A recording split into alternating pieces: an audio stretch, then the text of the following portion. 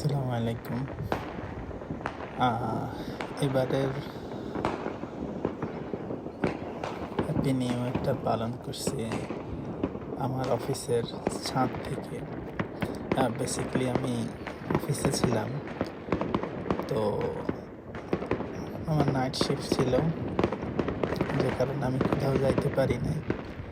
তো অফিসের ছাদে উঠে আমি বসেছিলাম এবং দেখলাম আলোর ঝলকানি লন্ডনের। ওই যে দূরে দেখতে পাচ্ছেন, এটা কিন্তু সেন্ট্রাল লন্ডন।